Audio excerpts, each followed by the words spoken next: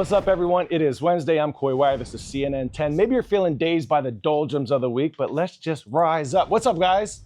What's up, Coy? Yeah, let's go. Now, we have, hey, Sabrina, what's this? Oh, can I rock this today? Let's go. It is Your Word Wednesday. So listen up to see if your word helped write today's show. Lots to get to, not a lot of time to do it. So let's get to it. We begin with two major developments in the conflicts in the Middle East. First, Israel carried out an attack against Hamas leadership in Doha, the capital of Qatar. The Israel Defense Forces say it was targeting senior terror leaders who have used the city as a headquarters outside of Gaza for years. The strikes occurred on Tuesday around 9 a.m. Eastern Time and appeared to target residential buildings. Video from Doha showed billowing smoke above some of the buildings there. Qatar called it a, quote, criminal assault and a blatant violation of international law. A senior Hamas official tells CNN that the group's negotiators, who have been in the city for previous Gaza ceasefire talks, were targeted.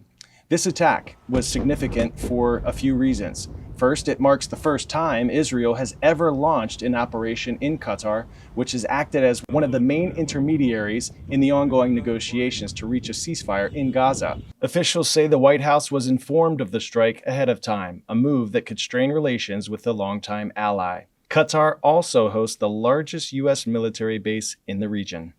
Next up, in Gaza, Israel has ordered a complete evacuation of Gaza City ahead of a planned military takeover. Gaza City is the war-torn enclave's largest city and home to around 1 million Palestinians. Leaflets carrying the evacuation message and a map were dropped from the sky, warning innocent residents to get out as Israel attempts to attack the terrorist group Hamas. Israeli military officials say they will begin operating with, quote, great force in the area as part of a bid to defeat Hamas and occupy the city. Those warnings follow a series of airstrikes targeting high-rise towers in densely populated areas in recent days. And Israeli Prime Minister Benjamin Netanyahu is warning this is just the beginning. Listen. All this is only an introduction, the siftah to the powerful main act, which is a ground maneuver of our forces who are now assembling and organizing into Gaza City. And this is why I say to the residents of Gaza, I take this opportunity, listen carefully. You have been warned. Leave now. As of this taping, only about 10% of the city's population has evacuated. Now to the UK, where British artist Banksy has struck again, this time with a new mural outside of London's High Court. The painting shows a judge holding his gavel over a protester. The elusive artist has not commented on its meaning, but the work appeared after the arrest of nearly 900 demonstrators supporting the group Palestine Action over the weekend. In July, the UK declared Palestine Action a terror group after members broke into Britain's largest Royal Air Force base and damaged planes.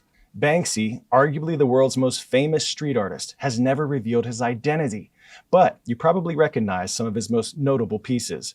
The mural was later seen covered and protected by guards, and the court says the artwork will be removed.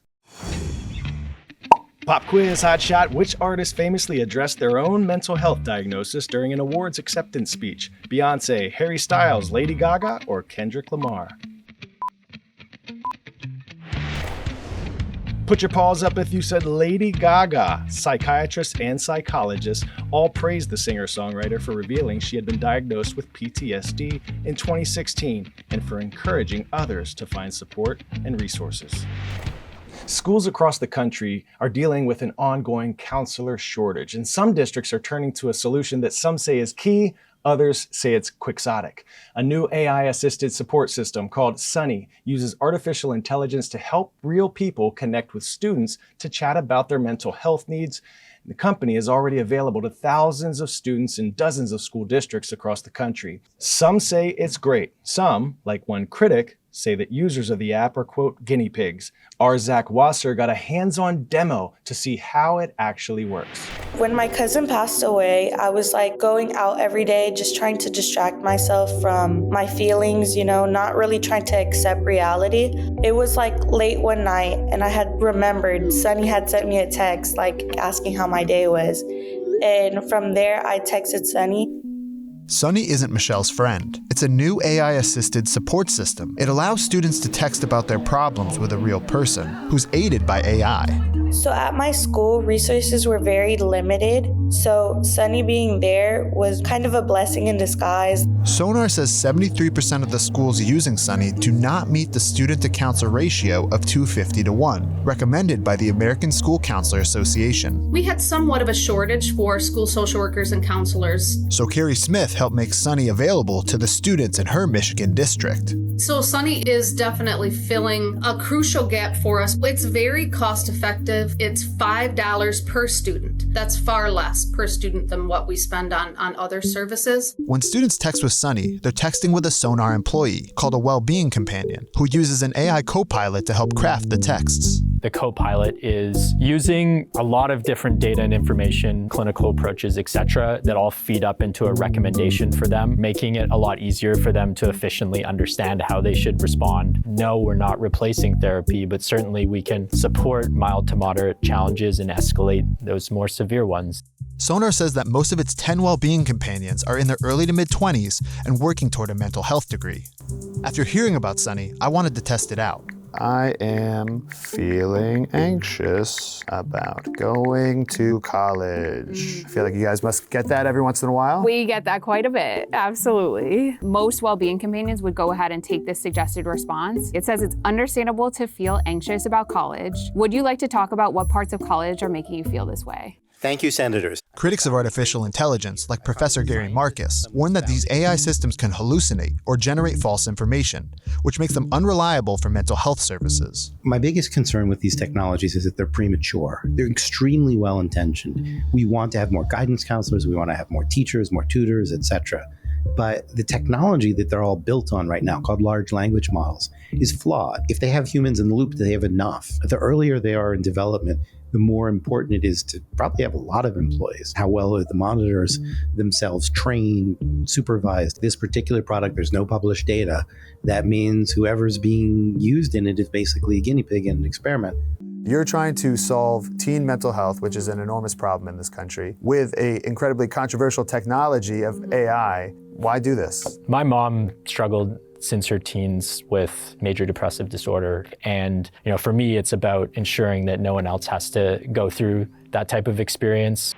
All right, press pause or remember this for some critical thinking later on. What do you think? Would you chat with an AI-assisted therapist in a time of need? What are some of the potential downsides or upsides to replacing human counselors with bots? What other questions might you have? Go ahead and discuss.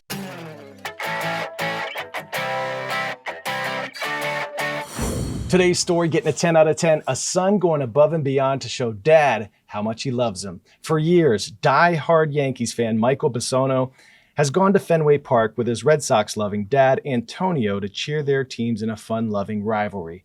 But they didn't go for the last couple of years because dad's been recovering from a heart attack and it's just been too difficult to go. Michael knew he had to do something, so he spent 6 months secretly building a mini Fenway Park in the family's backyard, and he knocked it out of the park. It felt really bad that he wasn't able to go to Fenway and have the fun times that we had, so I wanted to do something for him.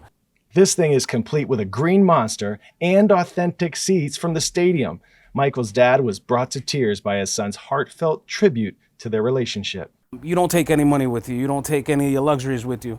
What you take is your memories and the people that you love when you leave. And one of the biggest moments that I had was seeing my father's reaction is worth more than winning the Powerball to me. Some things just connect us. For Michael and his dad, it's baseball, but more importantly, the time they get to spend together. Baseball's everything to us, and he's everything to me. I hope we stay together for the rest of the life.